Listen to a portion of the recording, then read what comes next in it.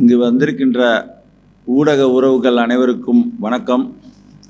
நான் தமிழர் முன்னேற்றக் கழக பொதுச் செயலாளர், தமிழர் முன்னேற்றக் கழக பொருளாளர் தீபன், தமிழர் முன்னேற்றக் கழக துணை பொதுச் செயலாளர் திரு சேகர் பறையினார் உள்ளிட்ட ஏனைய கட்சி நிர்வாகிகள் எல்லோரும் இங்கு வந்திருக்கின்றோம்.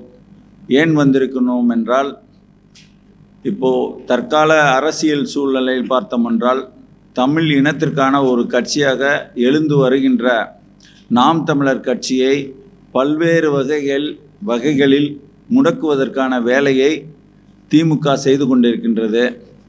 குறிப்பாக ஈவேராவை அண்ணன் சீமான் அவர்கள் இழிவாக பேசிவிட்டார் என்ற நிலையிலிருந்து இவர்களை விடவே கூடாது, எப்படியாவது ஒழித்து கட்ட வேண்டும் என்ற வகையில் டிஐஜி வருண்குமாரை வைத்து வழக்கு இடுவது, ஒரு பாலியல் குற்றவாளி என்று அவர் மீது பழி சுமத்துவது, இன்னும் இப்போது அவர் வீட்டில் நோட்டீஸ் ஒட்டினேன் என்ற பேரில் வீட்டு காவலாளியை கைது செய்து சிறையில் அடைப்பது, இப்படி எண்ணற்ற ஒரு அடக்குமுறைகளை நாம் தமிழர் கட்சியை நோக்கி எப்படியாவது அழித்து ஒழித்து கட்டிவிட வேண்டும் என்ற வகையில் ஆளுகின்ற திமுக அரசு செயல்படுகிறது. அதை இந்த வேளையில் தமிழ் இனம் சார்ந்து போராடுகின்ற தமிழர் முன்னேற்றக் கழகம், ஏற்கனவே நான் நாம் தமிழர் கட்சியில் 2009 காலகட்டம் முதல் 2011 ஜனவரி வரை சென்னை மாவட்ட பொறுப்பாளராக நான் இருந்துள்ளேன். அப்போது ஏற்பட்ட சில மனக்கசப்பிலிருந்து நான் வெளியேறி தமிழர் முன்னேற்றக் கழகம் என்ற ஒரு கட்சியை இத்தனை ஆண்டுகளாக நடத்தி வந்திருக்கோம். நான் தொடர்ந்து ஈவேரா எதிர்ப்பும், இன்னும் சொல்லப்போனால் திமுக என்பதே ஒரு தெலுங்கர் முன்னேற்றக் கழகம்தான் என்று இதே இடத்தில் நான் 2021 தேர்தலுக்கு முன்பாக எங்களது கட்சி சார்பிலும் தமிழ் தேசிய கூட்டமைப்பு சார்பிலும் நாங்கள் பேட்டி கொடுத்திருக்கிறோம். அதற்காக என்னை சிறையில் கூட இட்டார்கள். அவ்வாறாக தமிழ் இனம் சாராத ஒரு சிறு குழு, ஒரு 500 பேர் கொண்ட ஒரு கருணாநிதியின் குடும்பம் இன்று அவர்கள் ஆட்சி ஆள்வதற்காக பல்வேறு நாடகங்களை நடத்தி கொண்டு தமிழ் இனம் சார்ந்த ஒரு ஒற்றுமை வந்துவிடவே கூடாது, எப்படியும் நான் தான் தொடர்ந்து ஆள வேண்டும், அதற்கு என்னெல்லாம் செய்ய வேண்டுமோ எல்லா கேடுகட்ட வேலைகளையும் செய்து கொண்டிருப்பது கண்கூடாக தெரிகிறது. இப்போது நாம் பார்த்தோம் என்றால், ஒரிசாவில் ஒரு பூரி ஜெகநாதர் கோயில், அந்த கோயில் சாவி ஒரு தமிழனிடம் இருக்கலாமா என்ற ஒற்றை கேள்வியை அந்த இந்திய நாட்டை ஆளுகின்ற பாரத பிரதமர் மோடி, அமித்ஷா எல்லோரும் அதை ஒரு பரப்புரையாக செய்து அங்கு நவீன் பட்நாயக் ஆட்சியே இல்லாமல் ஆக்கி இன்று பாஜக ஆட்சி வந்துவிட்டது. இங்கு பார்த்தோம் என்றால், இங்கு இருக்கின்ற மீனாட்சி அம்மன் கோயில் சாவி யாரிடம் உள்ளது? மீனாட்சி அம்மன் கோயில் நிர்வாகம் யாரிடம் உள்ளது? பழனி கோயில் நிர்வாகம் யாரிடம் உள்ளது? திருச்செந்தூர் கோயில் நிர்வாகம் யாரிடம் உள்ளது? அந்த ஒட்டுமொத்த கோயில்களுக்குமான நிர்வாகம் நிர்வகிக்கின்ற அமைச்சராக இருக்கின்ற சேகர் பாபு அவர்கள் தமிழ் இனத்தை சார்ந்தவரா? இந்த ஒட்டுமொத்த தமிழ்நாட்டின் சாவியே யாரிடம் உள்ளது என்றால் தமிழர் அல்லாத ஸ்டாலின் அவர்களிடம் உள்ளது. இப்படிப்பட்ட வேளையில் அவர்கள் இந்த இனத்தை ஏமாற்றி பிழைத்து ஆட்சி நடத்தி கொண்டிருக்கிறதோடு மட்டுமல்லாமல், ஈழப்படுகொலையில் துணை நின்று தமிழகத்தின் பாதி நிலப்பரப்பு உள்ள ஈழம் என்ற ஒரு மண்ணையும் தெலுங்கர்களுக்கு காவு கொடுத்து 1.5 லட்சம் உறவுகளை கொல்வதற்கும் துணை நின்றுவிட்டு, மதுவை ஒழிக்கிறேன் என்று சொல்லி மதுவை ஒழிக்காமல் இப்போதும் கள்ளச்சாராய சாவுகள் நடந்து கொண்டிருக்கின்றது. நீட்டை ஒழிக்கிறேன் என்று ஒழிக்காமல் இப்போதும் மாணவர்கள் தற்கொலை நடந்து கொண்டிருக்கின்றது. இப்படி எதையும் சொன்னதையும் செய்யாமல் தங்கள் சிறுபான்மை குழுவாக இருக்கிறவர்கள் இந்த தமிழர்களை ஏமாற்றி ஆட்சி நடத்தி கொண்டிருக்கின்றோம் என்பது வெளியில் தெரிந்துவிடும் என்ற ஒரு நிலையில் தமிழர்கள் பெரிதும் எல்லா கட்சியினரும் எதிர்பார்க்கின்ற சாதிவாரி கணக்கெடுப்பு நடத்துங்கள் என்று சொன்னால், இந்த ஒட்டுமொத்த தமிழர்களை முட்டாளாக்குவது போல இந்திய அரசு எடுக்கட்டும். அண்டை மாநிலத்தில் இதே தெலுங்கானாவில் எடுத்து முடித்து விட்டார்கள், பீகாரில் எடுத்து முடித்து விட்டார்கள், இன்னும் ஏனைய மாநில கர்நாடகாவில், இப்படி ஏனைய மாநிலங்கள் எல்லாம் எடுக்கிறார்களே என்று தெரிந்தும் கேள்வி கேட்க மாட்டார்களா என்று எதை பற்றியும் கவலை இல்லை. நான் எடுக்க முடியாது, நான் எடுத்தேன்னா நான் மொத்தமே 500 பேர் தான் இருக்கிறேன்னு தெரிஞ்சிடும். எங்கள் குடும்பத்தவங்களாம் 500 பேர் தான் இருக்காங்க, எங்கள் ஒட்டுமொத்த இனமே வந்து ஒரு 6 விழுக்காடு தான் இருக்குது, 87 விழுக்காடு தமிழர்கள் இருக்கிறார்கள் என்பது வெட்ட வெளிச்சமாக தெரிந்துவிடும், இங்கு கலவரம் வந்துவிடும் என்ற வகையில் இவர்கள் என்ன செய்கிறார்கள் என்றால், அதை மட்டும் நம்ம செய்யவே கூடாது, எதை செஞ்சாலும் சாதிவாரி கணக்கெடுப்பை மட்டும் செய்யவே கூடாதுன்னு சொல்லிட்டு இன்னைக்கு ஒரு நாடகம் போட்டுக்கிட்டு இருக்கிறாரு. அப்படி இந்த ஏமாற்றி ஆண்டு கொண்டிருக்கின்ற தமிழர்களை ஏமாற்றி ஆண்டு கொண்டிருக்கின்ற இந்த அரசு அந்த இதெல்லாத்தையும் கேள்வி கேட்கறது ஒரே ஒரு கட்சி தான். இன்னைக்கு வந்து மலைகளை வெட்டி கடத்துவது உன் தாயின் மார்பை அறுப்பது போல உள்ளது, உனக்கு நாளைக்கு தண்ணி இல்லாமல் போயிடும், அதை பற்றி பேசுகிற கட்சி நாம் தமிழர் கட்சி. தமிழர்களிடம் இன உணர்வை ஊற்றுற கட்சி நாம் தமிழர் கட்சி. மலைகளை வெட்டி நீ கடத்துவதை பற்றி என்ன பேசுறியா? சீமான் பைத்தியக்காரன் உளறான், அவன் ஏதோ உளறிட்டு போகிறான். இப்படி எண்ணற்ற விஷயங்கள் எதை பற்றி வந்து ஜனநாயக ரீதியில் வந்து நம்ம ஒரு மக்களுக்கு வந்து எடுத்து சொல்லி போராட்டங்களாக எடுத்து சொல்லி, பரந்தூர் விமான நிலையத்துக்கு போராட்டம், இது எதை எடுத்து சொன்னாலும் அதெல்லாம் ஏதோ ஒரு முட்டாளு லூசுங்க, இந்த தமிழ் இனத்துக்காக போராடுறவன்லாம் பைத்தியக்காரன்னு சொல்லிட்டு ஒரு முடிவு பண்ணி ஒரு அரசு செயல்படுது. அந்த அரசு செயல்படுறதுக்கு விளைவு தான் நாங்கள் நேற்றுக்கு 5500 ரூபா கட்டி இந்த 2 நாளைக்கு முன்னாடி இங்கே தெரிவிக்கிறோம், நாம் தமிழர் கட்சியில் நாங்கள் வந்துட்டு இணைய போகிறோம், இணைவதற்கான ஒரு பத்திரிகையாளர் சந்திப்பு அப்படின்னு. ஒரு ஊடகம் நாங்கள் வந்து எல்லாம் வந்து உட்காந்துருக்கோம், அரை மணி நேரத்துக்கு முன்னாடி வரைக்கும் ஒரு ஊடகம் வரல. நான் கேட்குறேன், இன்னைக்கு வந்து நாம் தமிழர் கட்சியில் ஏதோ ஒரு மாவட்ட செயலாளர் விலகுறாரு அப்படின்னு சொல்லிட்டா இங்கே வைக்கிற மாதிரி வந்துட்டு இங்கே இத்தனை ஊடகங்கள் இங்கே வந்திருக்கோம். அப்போ இது ஒரு ஊடகம் என்று தமிழர்கள் கையில் இருக்கா? தமிழர்கள் அதிகாரத்தை பேசுகிறவர்களை ஆதரிக்கின்ற நிலையில் இந்த ஊடகம் இருக்குதா? இப்படி ஒரு அநியாயம் எந்த மாநிலத்திலாவது நடக்குமா?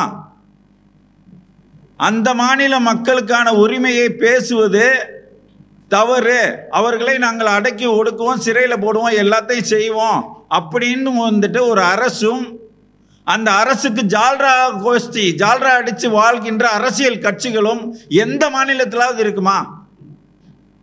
அதுதான் எங்களுக்கு வந்துட்டு நாம் தமிழர் கட்சியை அழிச்சு ஒழிக்கணும்னு நினைக்கிறாங்கன்றதுக்கு ஒரே ஒரு உதாரணம். நாங்கள் இப்போ கூப்பிட்டோம், தலைவாழை இலை வச்சு கூப்பிட்டது மாதிரி வந்துட்டு நாங்கள் வந்து பத்திரிகையாளர் சந்திப்பு வாங்க அப்படின்னு கூப்பிட்டு, நேற்றுக்கு வந்து ஒரு நாம் தமிழர் கட்சியில் இருக்கிற பாலமுரளிவர்மன் எல்லாருக்கும் செய்தி அனுப்பியிருக்கிறாரு. இதெல்லாம் விட்டுட்டு நாங்கள் உங்களெல்லாம் காலை பிடிச்சி உருவணுமா ஐயா வாங்க வாங்கன்னு? ஆனால் நீங்கள் என்ன பண்ணுவீங்க, நாம் தமிழர் கட்சியை விட்டு ஒருத்தர் வெளியில் போகிறாருன்னா மட்டும் அதுவும் இந்த செய்தி உங்களுக்கு இனிக்குது. உங்களுக்கு இனிக்குதோ இல்லையோ, அந்த கருணாநிதி மகன் ஸ்டாலினுக்கு அது இனிக்குது. ஏன்னா கட்சியில் வந்து சேர போகிறாங்களா, இந்த ஒரு நாம் தமிழருக்கு சாதகமான ஒரு செய்தி இருக்குன்னா எல்லாரும் போகாதீங்க. இதெல்லாம் வந்து வெளிப்படுத்த வேண்டியிருக்கு, அந்த கட்சியை பலப்படுத்த வேண்டியிருக்குது.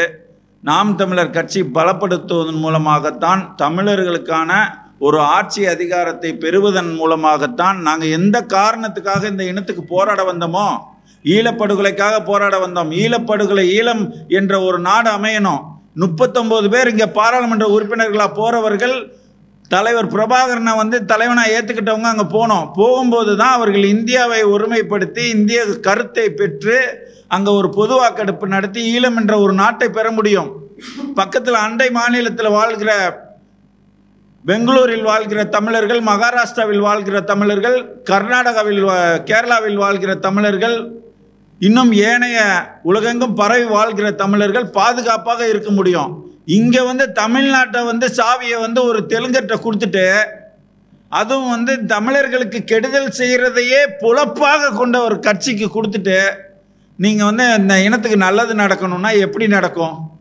அதனால தான் வந்துட்டு இருக்கிற ஒரு கட்சியை நாம் வந்து சில கருத்து வேறுபாடுகள் எல்லாம் இருந்தது, அதெல்லாம் பார்த்துக்கிட்டு இருந்தால் நம்ம வந்து நம்ம இனத்தை காப்பாற்ற முடியாது. அப்படின்ற ஒரே காரணத்துக்காக, இனத்தின் நன்மைக்காக நாங்கள் இந்த நாம் தமிழர் கட்சியில் இன்று இணைவதாக முடிவெடுத்துள்ளோம். பாஜகவுக்கு ஆதரவாக செயல்படுறாருன்றது அது இந்த ஈவேராவை எதிர்ப்புக்கு பிறகு. இப்போ இவர்கள் வெளிவந்தவர்கள்லாம் 15 ஆண்டுகள்லாம் இருந்தவங்க, அவங்க வெளியேறினதில் எங்களுக்கு மிகப்பெரிய வருத்தம். ஆனால் என்ன தெரியுமா, இப்போ நான் வெளியேறினேன் சென்னை மாவட்ட பொறுப்பாளராக இருந்து. நான் போயிட்டு எங்கேயாவது இந்த இனத்துக்கு எதிரான கட்சியில் நாங்கள்லாம் சேர்ந்து பயணிச்சோமா? திராவிட கட்சியில் நோக்கி ஒரு கட்சி எங்களுக்கு எங்களுக்கு நிறைய வாய்ப்பு வந்தது. என்ன கூப்பிட்டாங்க, ஒரு கட்சிக்கு நாங்கள் போனோமா? நாங்கள் இருந்து இந்த ஈவேராவை எதிர்த்தோம். இன்னும் நிறைய வேலைகளை நாங்கள் செய்தோமே தவிர நாங்கள் மாற்று இந்த இனத்துக்கு எதிரான கூடாரத்துக்கு நாங்கள் போகவே கிடையாது. இது எங்களோட ஒரு ஆண்டில் 2011 இன்னைக்கு 2025 வரைக்கும் இத்தனை ஆண்டு காலம் நாங்கள் வெளியிலிருந்து மாறாமல் பயணிச்சிருக்கிறோம். இது போல் வெற்றிக்குமரனுக்கு ஒரு மிகப்பெரிய வரலாற்று வாய்ப்பாக பல மாவட்ட செயலாளர்கள் இவர் கூட சேர்ந்தாங்க. இவர் என்ன பண்ணியிருக்கணும், அவர்கள்லாம் ஒருங்கிணைச்சு நாம் தமிழர் சீமான் பிடிக்கலையா, நான் வெற்றிக்குமரன் நான் காப்பாற்றுறேன் இந்த இனத்தை அப்படின்னு சொல்லிட்டு இந்த கட்சியில் இருக்கிற ஓட்ட உடசெல்லாம் சரி பண்ணுற மாதிரி இவர் ஒரு நல்ல அமைப்பை கட்டமைச்சு இவர் அரசியலில் முன்னோக்கி பயணம் செஞ்சுருக்கணும். ஆனால் அதை விட்டு போட்டு நேரடியாக திமுகவுக்கு போகிறதுக்கு ஒரு வழி இருக்குது. அதுதான் அறிவாலயம் கதவு வழியாக போகிறது. இன்னொரு கதவு வழியாக போகிற மாதிரி அறிவாலயம் கதவுல ஏற்கனவே போய் சேர்ந்துருக்கிற திரு வேல்முருகன் கூட போயிட்டு இவங்க போய் சேர்ந்துட்டாங்க. இப்போ வேல்முருகன் உங்களை எங்கே கூப்பிட்டு போவார்? இல்லைங்க, வேல்முருகன் அவங்கள எங்கே கூப்பிட்டு போவார்? வேல்முருகன் பாருங்க, வேல்முருகன் கூட்டு போற இடம் திமுக. திமுக அந்த திமுக கட்சிக்கு வேல்முருகன் கூட்டு போறாரு. அங்க இடமான வச்சிருவாங்க அவங்கள. தமிழ் தேசிய உணர்வாளர்கள் அங்க அடமான வச்சிருவாங்க. போனவங்களுக்கு எல்லாம் அடமான தங்கத்தை போல அடமான. நாம் தமிழர் கட்சியில் எங்களோட பயணம் எப்படி இருக்கும் அப்படின்னு கேட்டிங்கன்னா, நாங்கள் அவர் அண்ணன் என்ன பொறுப்புகளை கொடுக்குறாரோ அதை பெற்றுக்கிட்டு நாங்கள் கட்சியை பலப்படுத்துகிற நோக்கில் நாங்கள் இன்ன பதவி கொடுத்தா தான் நாங்கள் போவோம் அப்படின்னு சொல்லிட்டு எந்த பேரமோ எதுவும் பேசிட்டு நாங்கள் போகல. அண்ணங்கிட்ட நான் போய் உட்காந்து ஆல்ரெடி பேசிட்டு நான் என்னென்னா இப்படி பலர் விளைக்கிட்டு இருக்காங்களே, பல பிரச்சனைகள் இருக்கு, இதெல்லாம் என்ன ஏது அப்படின்றதெல்லாம் தெளிவுபடுத்தி கேட்டுக்கிட்டு அவர் சொன்ன விளக்கங்கள்லாம் எனக்கு உள்வாங்கி அதை நம்ம கட்சிக்காரங்கிட்ட சொல்லி ஒரு முடிவெல்லாம் எடுத்துட்டு தான் நாங்கள் அங்கே போகிறோம். போயிட்டு அவர் என்ன பொறுப்புகள் கொடுக்குறார்களோ அதை இந்த இனத்திற்கு செய்கிற பணியாக நாங்கள் இந்த இனத்தை எப்படியாவது தூக்கி நிறுத்தி அரசியல் ஆட்சி அதிகாரத்தை பெறணும். இந்த எல்லா மாநிலம் போல் அவங்க மாநிலத்தை ஆள்வது போல் இந்த பக்கத்தில் ஒரு மாநிலத்தில் நம்ம கேரளாவில் போய் பார்த்துட்டிங்கன்னா தமிழர்கள் 2ஆம் தர குடிமக்களாக இருக்கிறாங்க. ஆனால் இங்கே உள்ள நிலைமை என்ன, இங்கே ஒரு தெலுங்கர் நான் தெலுங்கர் சொல்லிட்டு கெத்தா தெரியலாம், ஒரு ரெட்டி மாநாடு நடத்தலாம், எல்லாம் செய்யலாம். ஆனால் ஒரு தமிழர் மட்டும் தெலுங்கர் சொல்லிடக்கூடாது.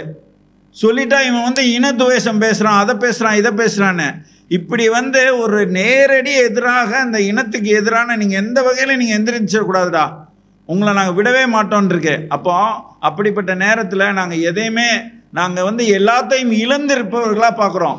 இங்கே சாதி பெருமை பேசுறதுக்கு, சாதிக்காக ஓடி வர்றதுக்கு தமிழர்கள் இருக்காங்க. ஆனால் இனத்திற்காக ஓடி வர்ற தமிழர்களாக நாங்கள் நிறைய பேரை மாற்ற வேண்டி இருக்குது.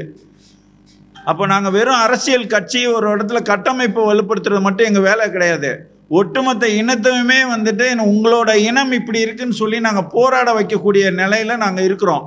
அதனால் நாங்கள் ஒரு இன்னும் பதவி கொடுப்பாரு அப்படின்ற ஒரு நோக்கத்தோடு இல்லை, அவர் கொடுக்குற பதவிகளை பெற்றுக்கொண்டு சிறப்பாக இந்த இனத்தை தூக்கி நிறுத்துவதற்கான, இந்த இனத்திற்கான ஆட்சி அதிகாரம் நாம் தமிழர் கட்சி அரியணையில் ஏறுவதற்கு எல்லா வகையிலும், தமிழ் இனம் எல்லா வகையிலும் முன்னேறுவதற்கு எல்லா வகையிலும் எங்களோட பணி இருக்கும். சார் கடைசியாக சார், அதாவது எங்களுடைய ஒரே நோக்கம் நாம் தமிழர் தலைவர் செந்தமிழர் சீமான் அவர்களை முதலமைச்சர் நாற்காலியில் அமர வைப்பதற்கு உண்டான தமிழ் தேசிய அரசியலை வென்றெடுப்பதற்கு உண்டான பணிகளை தொடர்ந்து செய்வோம். நன்றி.